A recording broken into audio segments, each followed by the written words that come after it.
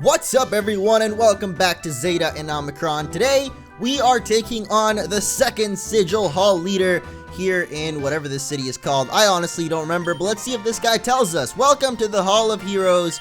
We already know what this place is, but you're not going to tell us the city, so I guess that's okay.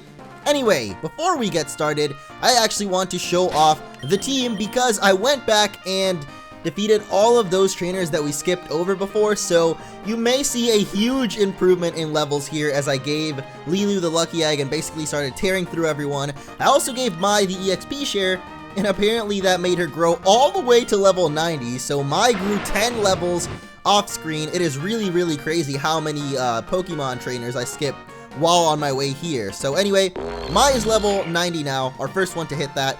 Dingus is level 86. Poseidon is 87, Lilu is our second highest at 89, and then the last two are Tetra and Mr. Egg. Tetra is right now holding the EXP share, so she'll get some more EXP as we head through this battle. So Lilu and Dingus will obviously be our two main Pokemon for this one because this guy has electric types. A lot of them have air balloons, so if you wanna pop that air balloon, go and pop that like button. That was the best thing I could come up with. I don't know. I'm not very good at coming up with these catchy ways to say to like the video, so I don't know. That's why I don't do it often. I'm not very catchy with them. Anyway, let's take on Corlett. Hey there, welcome to the Hall of Heroes. This is my Sigil Hall. This is where I've waited for years for a good trainer to come. Since your mom took up the role of champion in her heyday, I haven't had a good challenge at the Hall of Heroes since. Before you ask, I don't know anything about the 5th Sigil Hall. Your mother was already asking me about it. I wonder if Corlett and mom here have something going on. Corlett's mom has got it go. Actually, he's talking about our moms, so that doesn't really make sense. But anyway, enough talk. You came here to battle. Bring it on. Oh man, Corlett bringing out his guitar. At least I think this was the guy with the guitar. There he is. Rock it with your, no, that's not the right thing. It's rock out with your guitar out, right? That's the way you say it. So he is going to start off with Lantern. I was saying that I didn't want to start off with Dingus last episode because I expected him to start off with a Lantern, or yeah, he had Lantern last time, so I was kind of expecting Lantern. It could have been another water and electric type though, if there are any other ones. I can't even remember. Aside from Rotom, every time I bring up type combinations, I always remember just one of them, not all of them. Thankfully, Lantern here does not have an air balloon, so he is going to go out easy peasy lemon squeezy. I've never gotten that. I think Lilu actually has the Life Orb. Yep, so we are going to get damage, but do a ton more damage because of having that. And this guy is not messing around. He's bringing out Ampharos already. I know this guy does not have air balloon because he has Mega Evolution Mega Shinka. Come on out. Luscious, beautiful hair. Pantene approved. L'Oreal approved. I don't know. Other shampoo brands. Either way though, level 98. Are you kidding me? Gosh dang. I said his Pokemon would reach level 100. And it looks like they are just barely scratching the tip of the iceberg there. Is that how you say that? Man, I keep trying to come up with these, like, sayings, but I don't know how they go, so it kind of sucks. Alright, this guy does have an air balloon, so we're going to pop that right out with the close combat. I just kicked my microphone, so I apologize for that.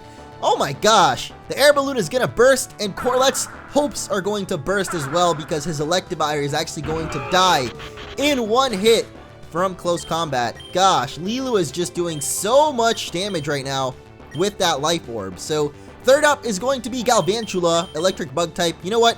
I don't want to sweep him with Lilu right now, so we're going to send out Mai, who is level 90. So Mai's been doing pretty well for herself, and we are going to take it out with a brand new move that we learned the other day, Blast Burn. I think it was actually in the last episode. So let's just hope that this guy does not have a Focus Sash on Galvantula, and he doesn't.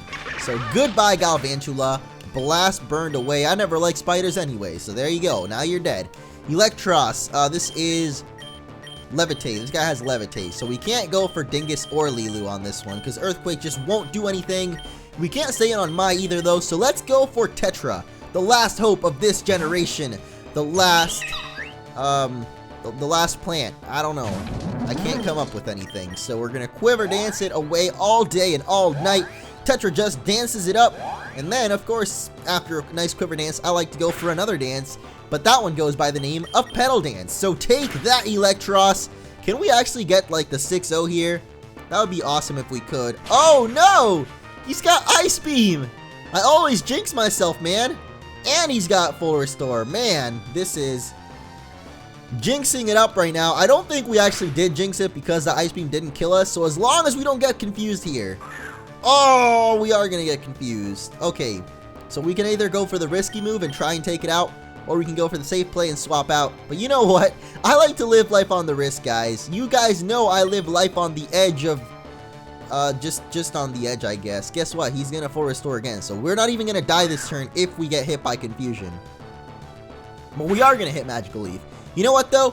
Still living life on the edge. That's right, guys. We're going to go for that Battle Dance even though we're confused, and we're going to hit it.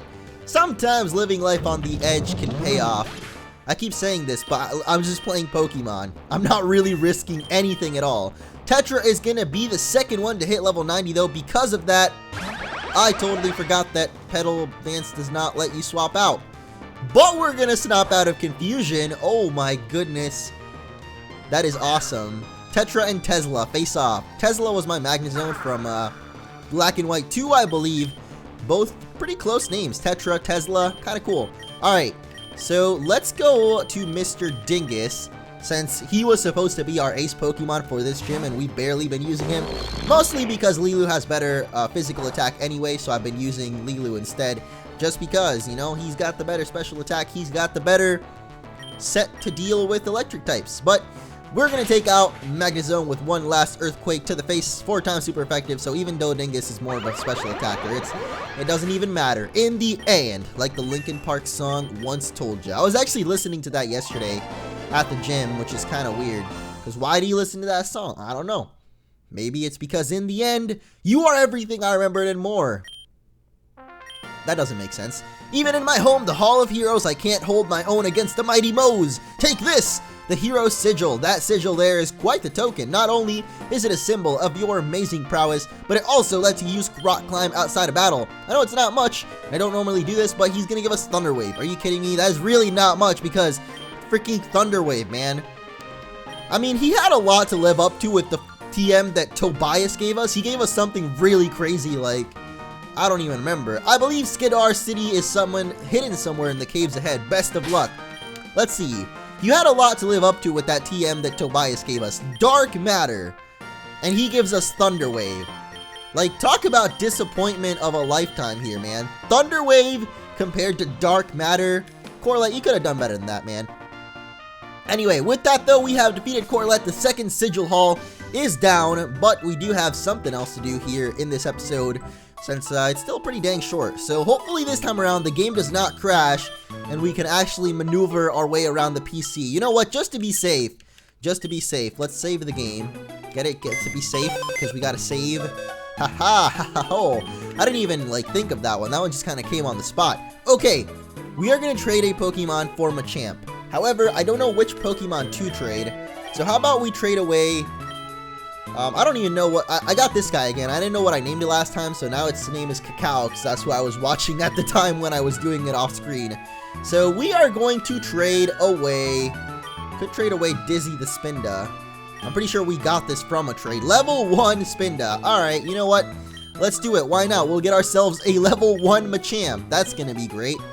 So who do we want to replace on the party? Gosh, this is so buggy. Please don't crash. Oh my goodness.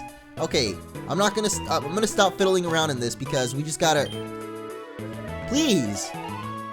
Why? No, don't freeze again. Please. Please, game. No. Okay, there we go. Just gotta get down to here. Place him down. Okay, we did it, guys. We made it. We actually did it without the game crashing. I don't know how we did that, but we did. And nope, did not mean to use the rocket boots there. I thought I had the bike. We gotta head over to, actually, who was it that traded it? I think it's that guy in the blonde hair over there. Let's talk to him. Hey, you challenged the thing, right? Cool, awesome. This is not the right guy. Maybe it's you? Nope, it's not you either. Alright, lava sinkhole, what the heck? Oh, that's the place that we went through to get here.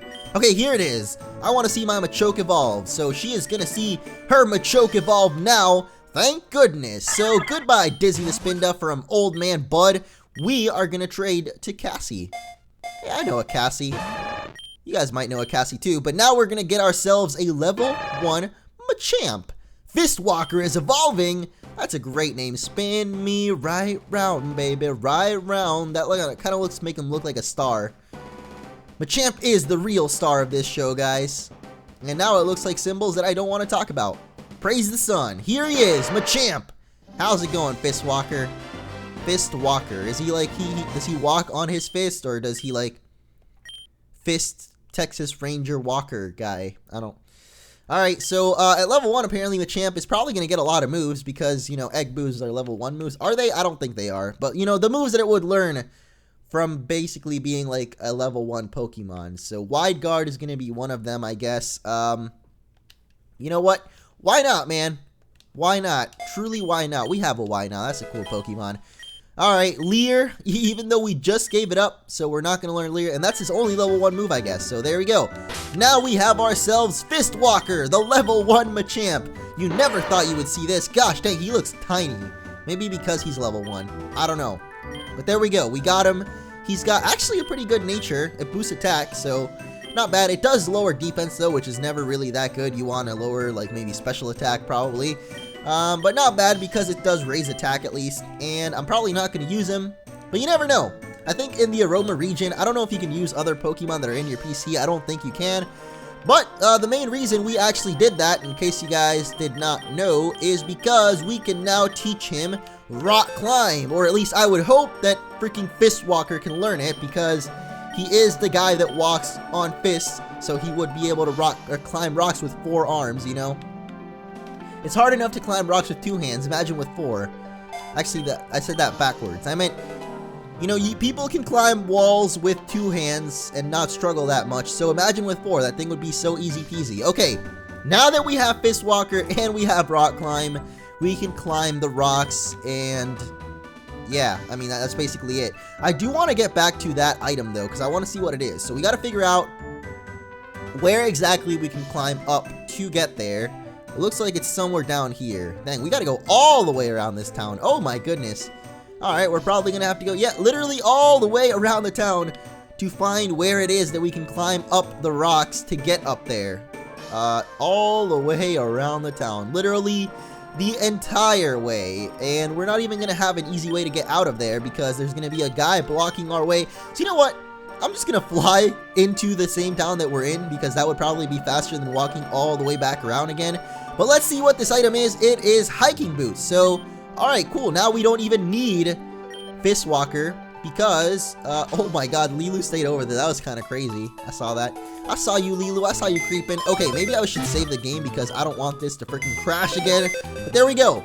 Pretty worthwhile reward because now we don't need to actually have Fist Walker on the team. So let's go into the party and replace him. Please, no Crasherino, please. Please, come on. Oh, no! No! There we go, guys. This time around, it did not crash. So I guess depositing and withdrawing is a lot more stable than moving Pokemon. So I'll be sure to do that from now on. But there we go. We got Poseidon back.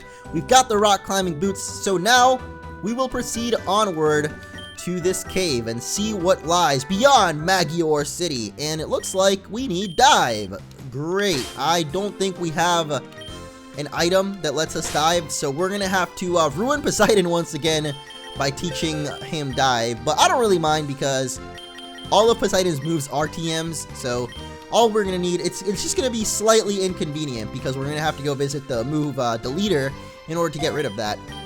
Hopefully there's just no places where we need to use Waterfall. Then I'll be good to go. It'll be all good in the hood. So let's go down underwater. The true hood is underwater. I mean, if you knew that, you know, if you're really from the hood, you probably come from underwater. This is probably very insensitive in some way. I don't know. It's gonna end up offending someone. I don't really know. Anyway, I come from under the sea, which is what I'm trying to say. This is my hood. Look at that! There's guys underwater! That's pretty cute. What I was trying to say is that my hood is under the sea because I am the Little Mermaid, aka my name is Ariel, in case you guys didn't know. But I've mentioned that pretty often now. I also mention pretty often the fact that it's spelled with an E, so it's E-R-I-E-L instead of A, because somehow still, even though I mention it so often, people still tell me like, yo, Ariel, how's it going? And then they spell it with an A, and then I get just a little bit sad because, you know, I've strived my entire life to try and have people understand the meaning of my name and how I'm not actually the Little Mermaid, you know, because it's a different spelling. But anyway, the meaning of my name is actually supposed to be a combination of my mom and my dad's name, because my dad's name was Ernesto and my mom's name ends in EL, because I don't want to put my whole mom's name because I know there's some creepers out there. So anyway, my mom's name ends in EL, my dad's name ended in ER. Fun fact, my name was almost going to be Ernesto as well, which I guess in English you would say it Ernest, so I was almost named Ernest. And fun fact, Tetra is our first Pokemon to hit level 91. So welcome to the club, Tetra. How does it feel to be better than everyone else? Unless Mai is actually level 91 and I didn't notice. Then again. But yeah, my dad's name begins with ER. My mom's name ends in EL. And in Spanish, the letter Y means and. So it was basically supposed to be and L. But that would be a really weird name, you know? Arendelle? Oh my gosh, I just realized it's Arendelle, like the place from Frozen. And I like that movie. That's cool. So if my name would have been in English, it probably would have been Arendelle. Arendelle. That's a really weird name. Arendelle. How about that? Anyway, instead they put an E or an I with a dot on it, you know, not the Y. They named me Ariel. So there you go. That's the meaning of my name. And I don't know a more confusing way in which I could have explained that, but alright, Lilu, good job snapping out of that confusion just in the nick of time to punch a Perugly in the face. That sounds really mean, but you know what? That's probably pretty common, punching ugly cats in the face. That probably has happened at some point in life. Someone must have gotten in trouble for punching their ugly cat in the face. Or maybe not their cat, but, you know, an ugly cat. Because, I don't know, cats can be kind of scary animals. I've always been scared to get a cat because I heard of someone that, like, at night got their face all scratched off by a cat, and ever since then I've been kind of scared to get a cat myself.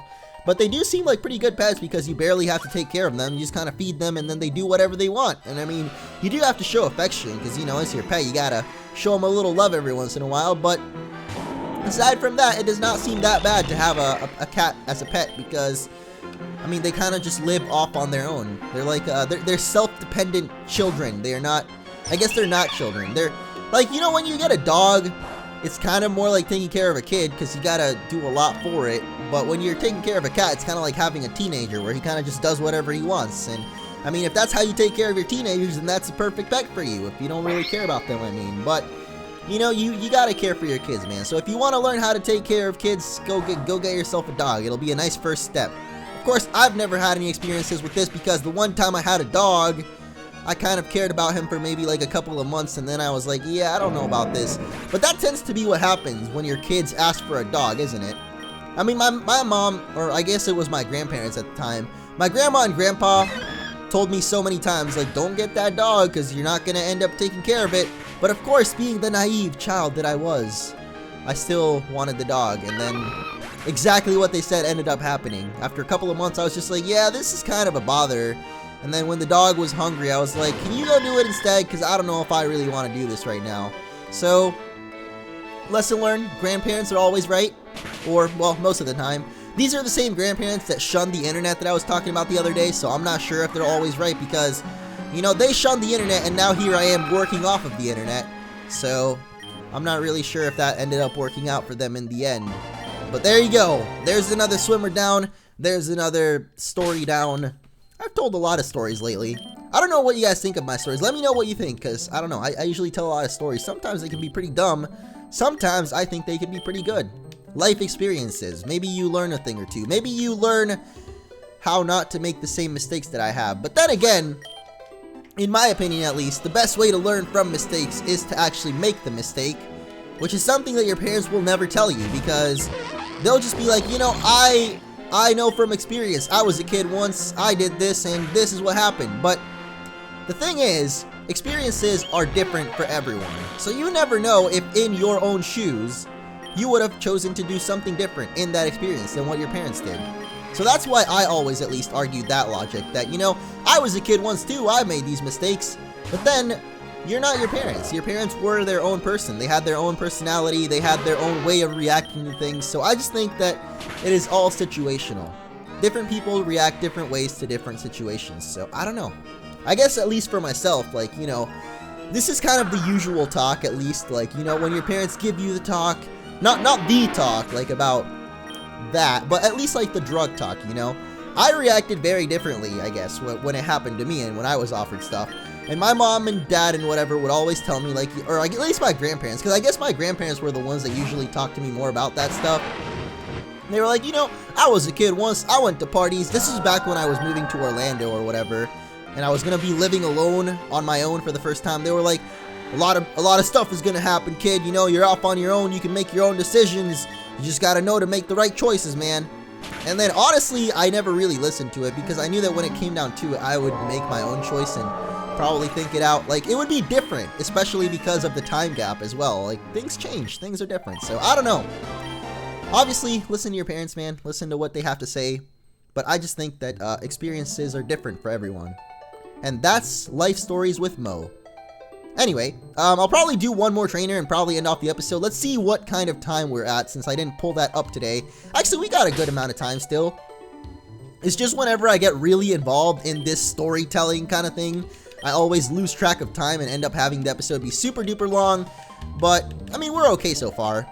I really hope I'm telling this in a good way because I know a lot of people do take what I've realized that a lot of people like message me and they actually take what I say into account and like the words that I say. So I try to be careful with what I say now. I try not to say stuff that's too bad or like, I don't know. I mean, don't really take it too seriously because again, I'm not very old myself, but I'm just telling you from my experiences from like just like maybe over a year ago. So I'm pretty young still myself. When I'm older, I'm probably still going to be telling my kids like, you know, this is what I did when I was a kid, but I just feel like, obviously there's differences between generations. That's not really a big deal because experiences are still the same. Even if it's totally different now than it was back when your grandparents were younger, they still know what they're talking about, or your parents, if that's whoever your life, like, person is that's there for you, or whatever. Listen to what they have to say. That's what I'm trying to say, man. I'm just saying everything is different depending on whose shoes you're in, so I don't know, man.